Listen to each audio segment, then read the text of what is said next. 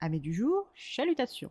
Pour les petits nouveaux, moi c'est Sekhmet et je vous souhaite la bienvenue dans mon podcast littéraire. Dans mon émission, je vais tenter 3 fois par semaine de vous donner envie de découvrir des livres de tout poil, récents et moins récents. Alors, si ça vous tente, c'est par ici la suite. Aujourd'hui, je vais vous présenter Une affaire brûlante de Tim E. Kinsey, publiée aux éditions City. Dans cette nouvelle enquête de notre duo d'enquêtrices amatrices formé de Emily Hardcastle et de Florence Armstrong, nous nous retrouvons encore une fois dans le salon de la propriété campagnarde louée par Lady Hardcastle. Emily et Florence sont en pleine lecture des nouvelles papiers fraîches en direct du Times et du Bristol News quand Lady Hardcastle découvre un article intéressant concernant un incendie criminel ayant fait une victime à Bristol. Le feu a été déclenché grâce à une bouteille remplie d'un morceau de tissu imbibé de paraffine et d'une allumette. Le bâtiment étant une vieille bâtisse tout en bois, le feu a vite pris, le réduisant à un tas de cendres fumantes en un rien de temps. Le bâtiment de Thomas Street appartenait à M. Greenham. Au rez-de-chaussée, il y avait installé sa boutique, et au-dessus, les appartements privés qu'il occupait avec sa femme. Mais heureusement pour le couple, pas le soir de l'incident. Dans les étages logeait le jeune journaliste du Bristol News, Christian Brookfield. Lui s'est malheureusement fait surprendre par la fumée toxique et les flammes avant de pouvoir s'échapper.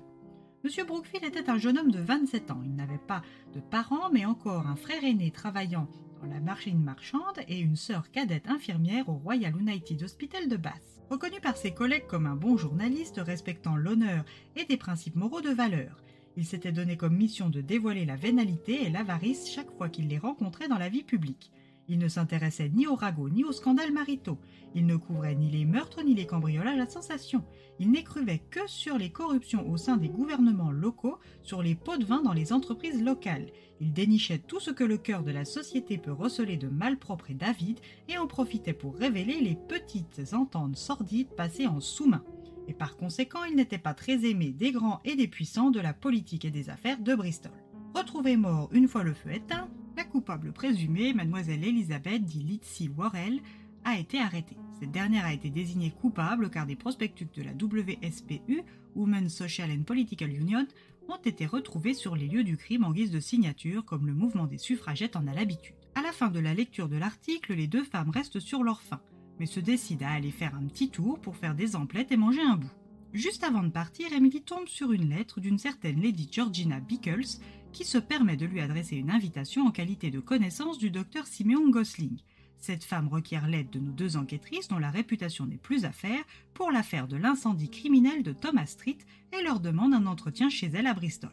Lady Hardcastle, qui a été piquée par la flèche de la curiosité dès la lecture des premières lignes de l'article du Bristol News, est ravie de cette missive inattendue. Après des emplettes et un repas loin des attentes de nos deux femmes d'action, elles retournent dans le calme de leur maison isolée. Le lendemain, elles se rendent chez Lady Bickles, puis au bureau de la WSPU de Bristol, où elles y font la rencontre de Beatrice Challenger, dit Bitty, tenancière de la boutique du WSPU, et Marisol Rojas, celle qui organise classes et invectives au besoin.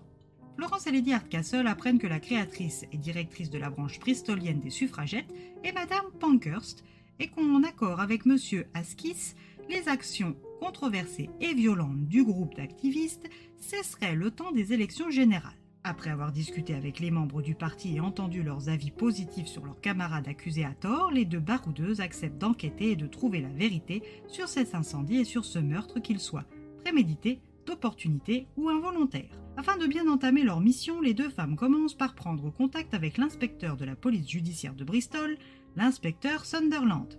Ce dernier ne peut aider officiellement Lady Hardcastle, même si lui aussi pense que l'affaire a été précipitée et quelque peu bâclée. Alors il agira officiellement du mieux qu'il pourra. Ensuite, Emily va devoir reprendre contact avec une journaliste du Bristol News, ancienne collègue de la victime et accessoirement remontée contre elle à cause de l'affaire précédente qui les a réunis, et où Lady Hardcastle n'a pas ménagé la réputation et l'ego de la journaliste, Miss Dina Coddle. Pour sauver la vie d'une innocente, l'intelligence des deux femmes devra surpasser la rancune et la mésentente commune. Parée de sa fidèle équipière Florence, de son bras droit armé l'inspecteur Sunderland et de ses deux nouvelles enquêtrices motivées Lady Bickles et Miss Coddle, Emily Hardcastle ne peut que trouver la vérité. Mais quelle est-elle ? Une enquête qu'il va vous falloir mener vous aussi si vous voulez des réponses.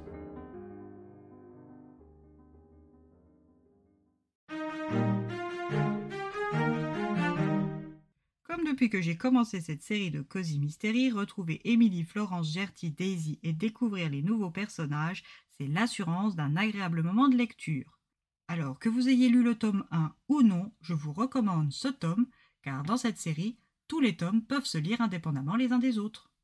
Et bien voilà, j'en ai fini pour aujourd'hui. J'espère que cet épisode vous aura plu et vous aura donné des nouvelles idées de lecture. Si vous souhaitez découvrir d'autres petits bonbons littéraires tout droit sortis de ma bibliothèque, je vous retrouve le mardi 12 décembre prochain pour un nouvel épisode.